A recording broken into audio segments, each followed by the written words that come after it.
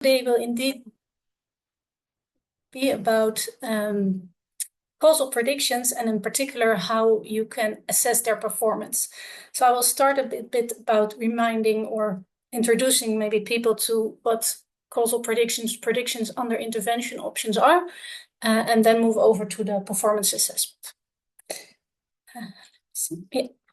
So there are two big settings, I think, where you might want to use predictions under interventions. And the first one is the one I encountered actually most in my applied work. And that is where doctors, clinicians, patients want to be informed on their individual treatment decisions by predictions of what might happen to them if they would do one thing or if they would do another thing.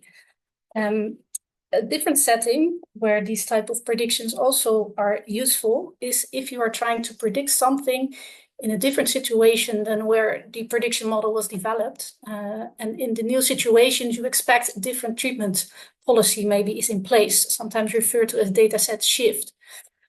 Also in this case, we are aiming to predict outcomes of patients under treatments or under intervention settings that are different than maybe the ones that were used in the data that was used to develop the model. Now, in both of the use cases, we are trying to predict outcomes of individuals that may be different to the ones they have actually gotten in the data set that we use to develop it. And I will, in all this talk, think mostly about observational data sets. In such data sets, these outcomes will be then counter to the ones that they actually, the treatments may be counter to the fact and the ones they actually got. And that's why we refer to these kind of predictions as sometimes counterfactual prediction, causal predictions, or what I will use is predictions under different interventions. Now, it's a bit confusing name, prediction and causal. So let's look a bit closer at where you could classify them. If I think about plain prediction, I'm thinking about expected outcomes without referring to any specific intervention setting. So maybe thinking about estimating outcomes under current care. Then if you think of causal inference, then usually our interest is in estimating contrast. So very often that's the average treatment effect. And also more recently got a lot of attention are conditional average treatment effects. Now, in these predictions under intervention, we do sort of a mix of both. We are interested in expected outcomes under a certain specified intervention setting. And we are interested in the absolute risk. So that is sort of similar to the prediction setting or the absolute outcomes. We condition on covariates, and this may be also a mix of directly prognostic factors and effect modifiers, which are more relevant in conditional average treatment effects. So I would say this is a causal contrast of, not a causal quantity of interest, but very related to prediction targets in the sense that it is directly estimating the outcomes and not per se the contrast, and conditioning on a lot more than only effect modifiers. So as a description, predictions under interventions are estimates of risk under specified intervention, while also accounting for other prognostic factors at the same time. Okay, so most of my previous talk have been about sort of convincing people maybe who work in regular prediction models that it is not easy to get such predictions under interventions, so that you should not think that when you use observational data and just use plain prediction models that you actually are getting the things you might be interested in, because estimating outcomes under current care or maybe just plainly selecting those who happen to get treatment in your observational data typically does not lead you to a prediction that can actually be interpreted as a prediction of what if I give an intervention to a new person. And instead, people should think about using other methods. If you're very lucky, you might be able to use trial data.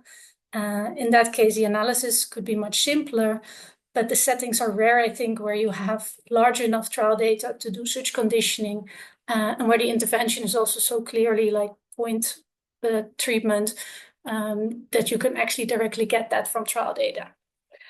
Some groups are using combinations of trial data with observational data to target these kind of interventions. And in previous work, we have also illustrated how existing causal inference methods can be used or slightly modified sometimes to get such predictions. But I was actually thinking today, this sort of causally interested audience is maybe not to be convinced of this. I think you are probably aware of the difference between like observables and counterfactual quantities. But if I have to talk, I'm gonna talk about performance assessment, I need to convince you a little bit maybe about that side, because assessing performance of predictions is typically not done in causal inference. In particular, I think because we often focus on these average treatment effects. And their performance assessment is not such an issue. Of course, we sometimes have to fit conditional models, nuisance models, propensity scores, for instance, or outcome models. But there, we try to relate covariates actually to observed outcomes. Whereas in these conditional average treatment effects and predictions under interventions, we are trying to pose relationships between covariates and potential or counterfactual outcomes. I will use this terminology interchangeably. And for those relationships, actually, it's very relevant to know how well you are, how well your model is doing for that relationship. And then I can discern again two settings where you might be interested in that. So one is sort of in an internal validation setting where you might be interested in comparing performance of alternative models within maybe a split sample approach, cross-validation approach. And another use case might be if you're looking at an external data set and for a given prediction model, want to evaluate how well does it do at getting those predictions under interventions right, or how similar are they in this new data set compared to the one where you developed it. So performance assessment is about performance metrics such as, for instance, R-squared, C-index, calibration, etc. And I want to first give a flavor in a simple toy example about why that is much more difficult in a counterfactual prediction setting. This is a toy example adapted from a preprint from Dutré-Ligne and Varocco. And I think it nicely illustrates the challenge, so to say. So this is a very simple setting where I simulated some data from distribution of y dependent on x. And I'm assuming that I know the exact counterfactual distributions with treatment, the blue line, and without treatment, the orange line. And then from these underlying distributions, I simulate some observed data. The observed data is here indicated by the little points. And what you can see that I have observed more patients in the high range of X with treatment and more patients in the low range of X without treatment. So there is still overlap in the way I distributed the functions, but due to a limited sample size, I used 2,000 samples here. And there is, let's say some practical positivity challenge in these extremes.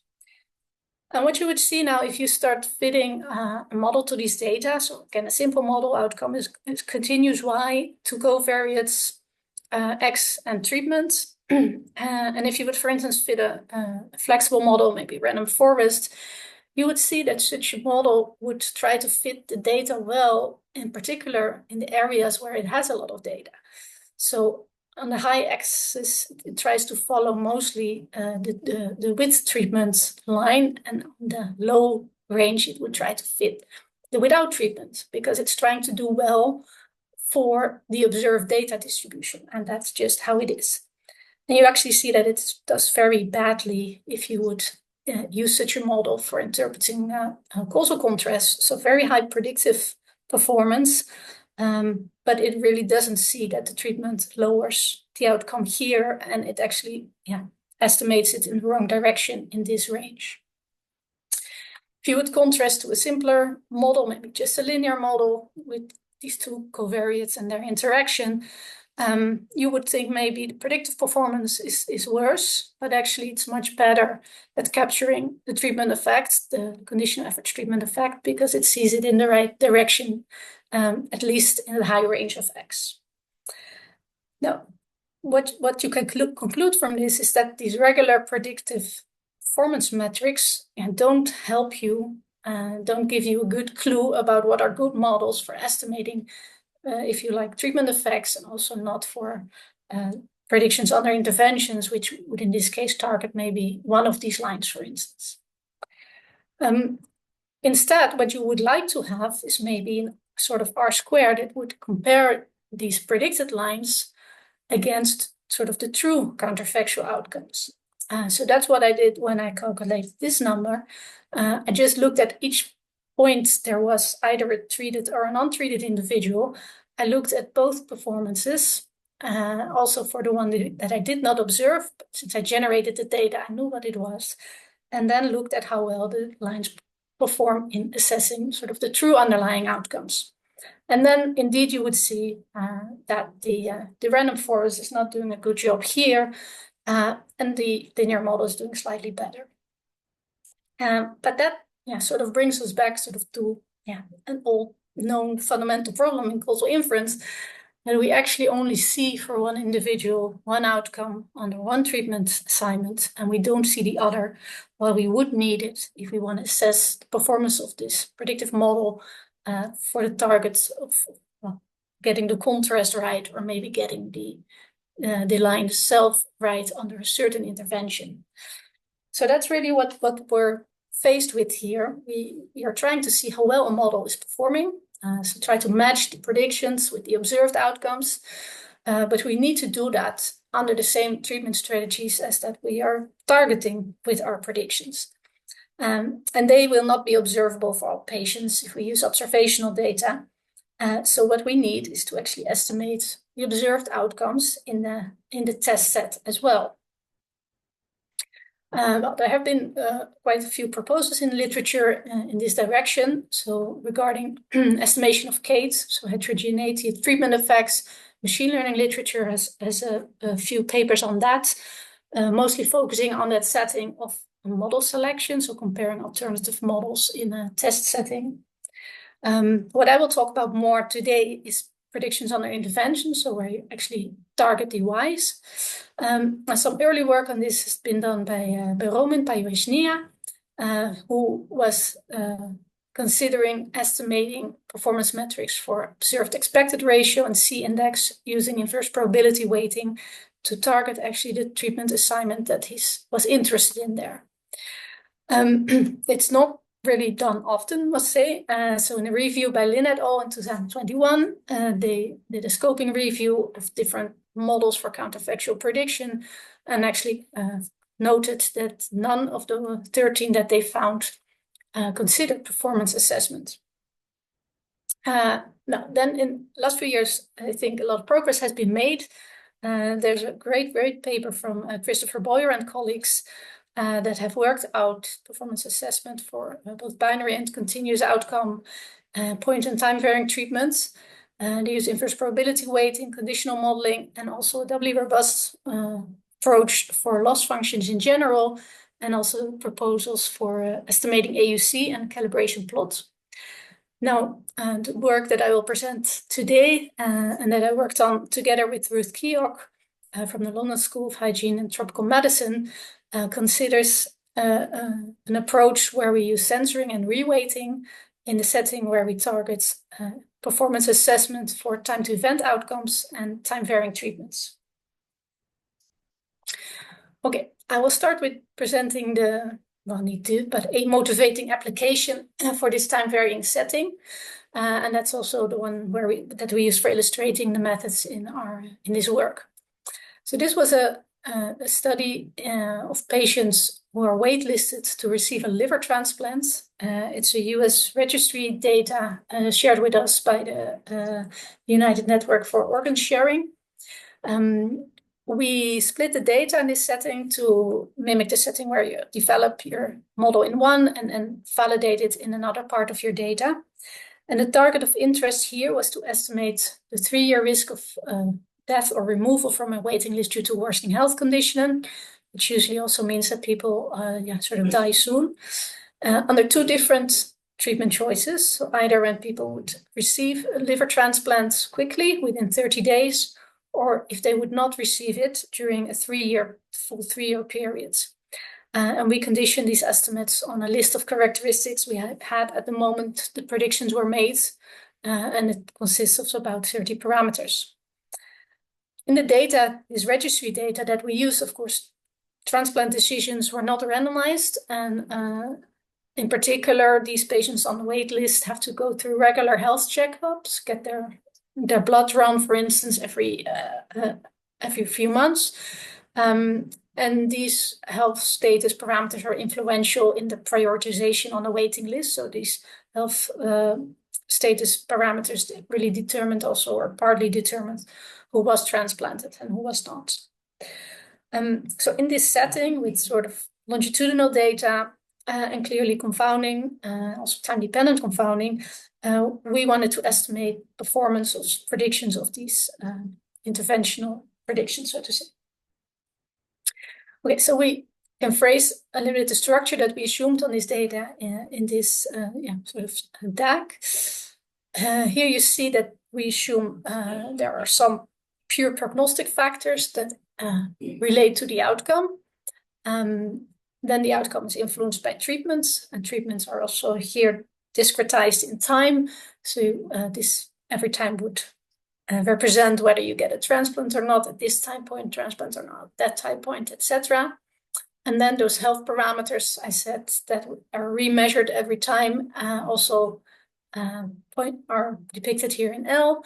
And these are acting as time-dependent confounders because they would be confounder for sort of your outcome in the next time instance, right? They relate to your expected outcome and also influence treatment choice, but they are also impacted by the choice in the previous time points. So if you're not transplanted here, then probably your health parameters would get worse, and they would again impact your decision in the next instance, etc.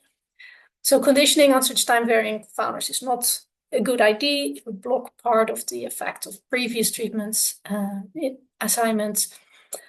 So we need other methods for this. In this DAG, the outcome appears to be also discrete. Actually, in our methods, we have worked that out for a continuous time to event outcome, which might be a censored one. I will point that out later. Okay, so the target of interest here is this interventional risk I've been talking about. So it's the risk of the time to event occurring before some time horizon tau under a certain set intervention pattern. And here in this talk, I will refer to the untreated intervention setting. So what if we would have never, or at least not during these 3 years, have given a transplant to a patient? We assume here that there is a model. In our paper, we developed one, but let's say somebody made some model. It doesn't matter if it's the correct one or not. We want to be able to actually test or assess how well it performs in a test set. And then we want to do that under this condition of not giving a treatment. So the approach that we chose here was to use a censoring and reweighting method. I think it's not an unknown method. It's also used for estimating average treatment effect, for instance. But here we had to adapt it a little bit to this specific goal of performance assessment. And the idea of the method is that you try to use the data sort of as long as it's possible, as long as patients are still sort of following the strategy that you are interested in. You keep their data. So for this patient 1, we can use all data. This patient 2 is directly sort of transplanted after time 0. And so they are censored very quickly and not really contribute any data, although they do contribute data to the waiting step. Patient 3 here can be used fully and is then censored. Patient 4 is then only used for 2 time periods, and then we artificially censored them. And patient 5 had an event while not treated.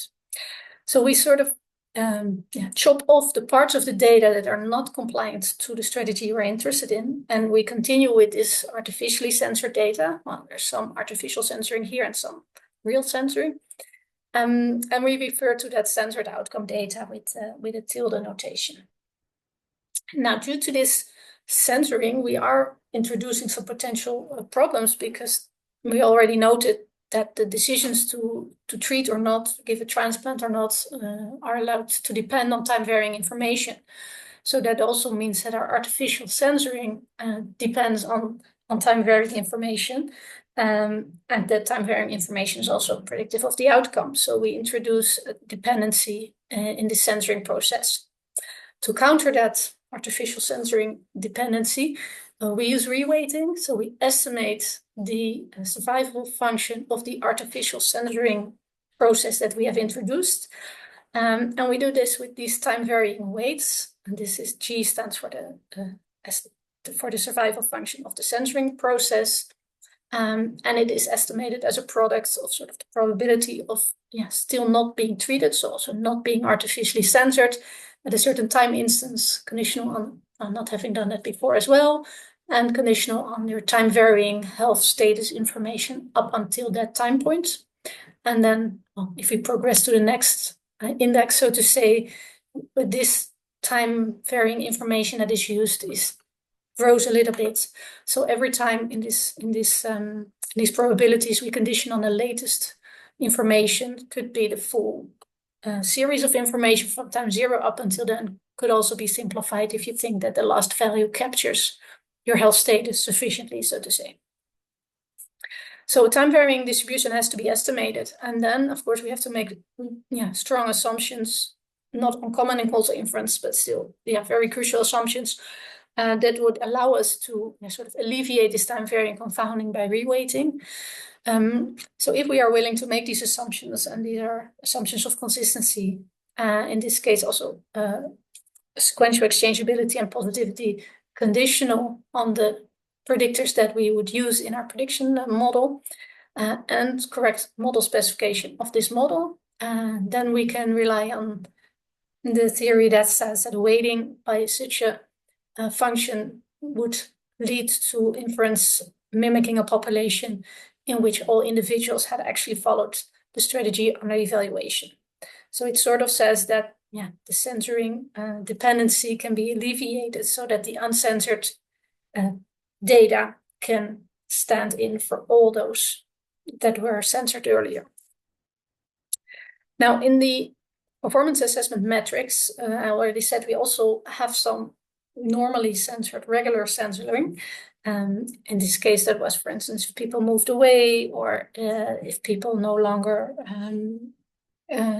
contributed to this waiting list. For that standard censoring, we also introduced some weights. We call this GC here. And for some of the performance metrics, we used a combination of the weights for artificial and for normal censoring. Okay, let's move over to the actual metrics then. So commonly in prediction model, we look at metrics both for calibration and for discrimination. So I will go over the different metrics that we have used in this study. So for calibration, we focused on two. First one, I already mentioned shortly before, is a ratio of sort of observed outcomes in your test sets compared to the expected outcomes based on the prediction model. And we also did this split up according to subgroups defined by expected risks, which can then be plotted in a calibration curve. In this case, getting the sort of under interventions analog of these prediction performance metrics wasn't too complicated. So relying on this reweighting, the observed outcomes used in these two metrics can be obtained by using this reweighted data set and then estimated with a Kaplan-Meier maybe. For the discrimination metrics, the adjustments that we made were a bit more subtle. So maybe for those less familiar, discrimination matters try to look at whether indeed those individuals who get a higher risk assigned experience the event earlier than those who got a lower risk assigned. And what it does, it compares pairs of individuals, cases and controls, so those sort of with an earlier and with a later event. So that's sort of I in the J's. And for all those pairs, tries to see whether the estimated risks are indeed concordant with that ordering of their events. And both then have to be before the time horizon that you're interested in. C-index then does that for all pairs up until time horizon, and then AUCT, time-dependent area under the curve, does that actually, well, it makes the cases and controls by comparing their event time points at a single time point. So cases are all those with an event before that time point, and controls all those with an event later. So here we already use the sort of counterfactual notation in the definition of all these metrics. So we're trying to estimate here like how well our model ordering does if we would be able to see the ordering of pairs that actually follow the treatment pattern of interest to us. Now, for estimation, then we have to rely on real data. So we can only assess those orderings in sort of comparable pairs after our artificial censoring. So those are the pairs that we use, and we see whether their estimated risks are indeed comparable, or at least in the same order. And then we divide by all the comparable pairs.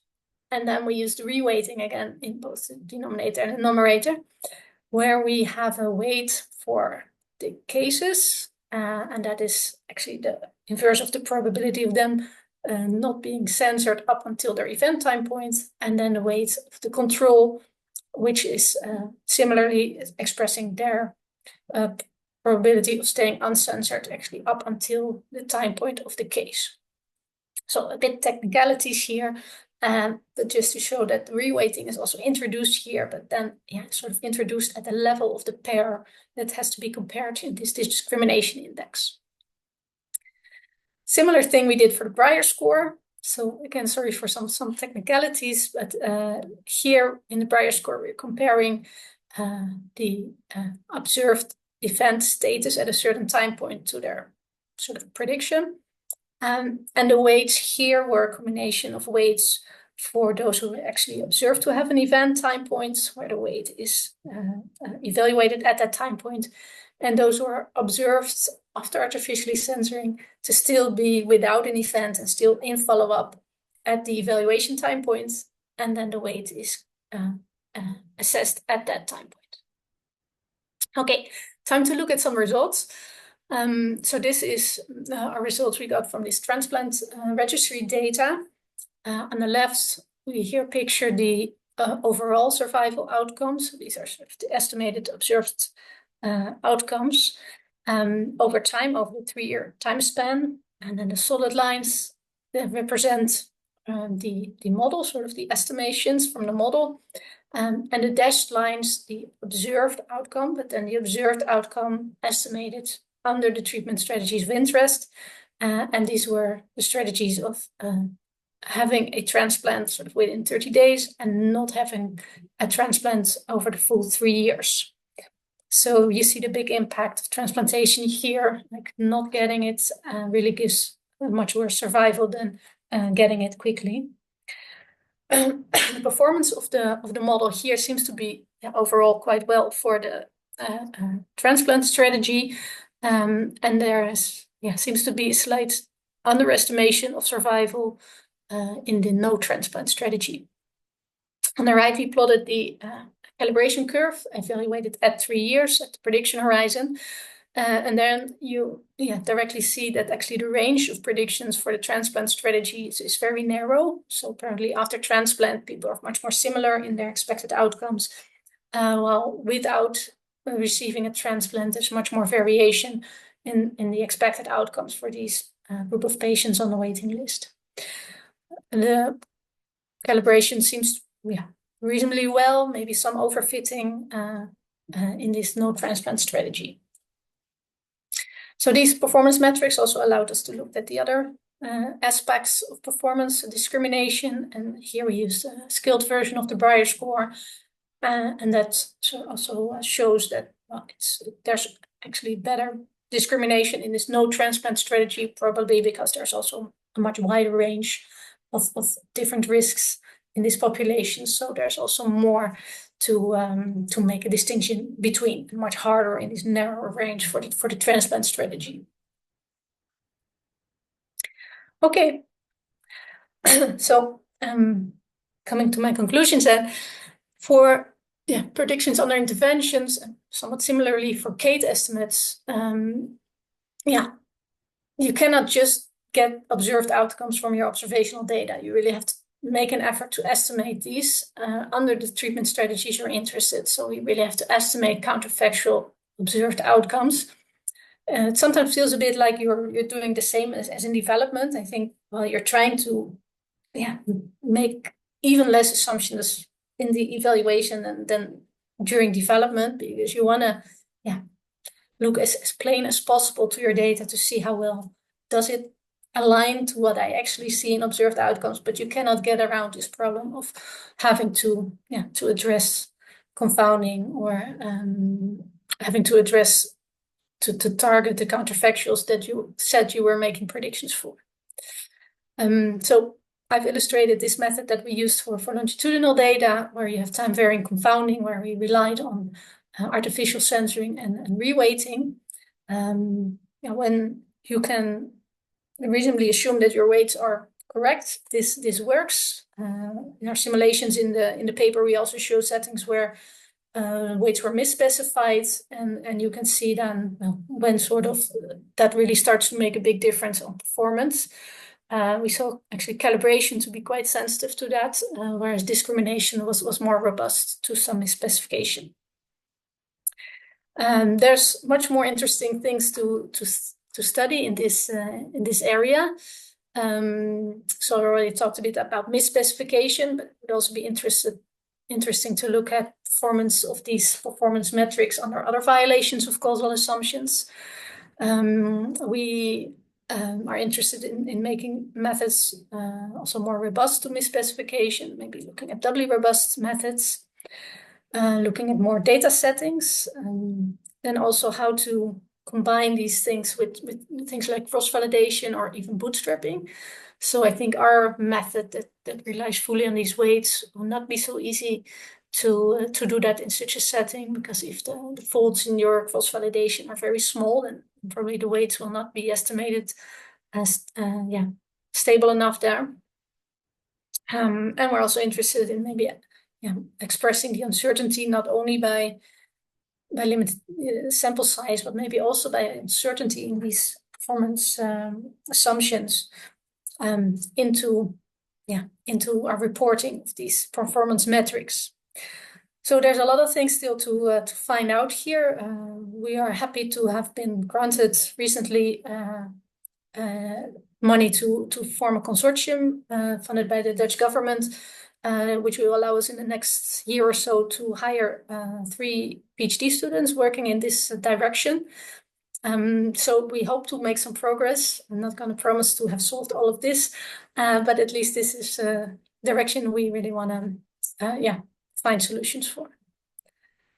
Okay, I want to conclude with thanking my great collaborators. So most of the work presented here was made together with Ruth Kiok. And also I want to thank Inigo Bermejo, who helped me with the toy example I showed in the beginning. And the last remark here is from the US Scientific Registry of Transplant Recipients that were willing to share this registry data with us, and have provided here also their statement of giving the responsibility of how we present the results in our hands, of course. Okay, and then here are the references. Thank you.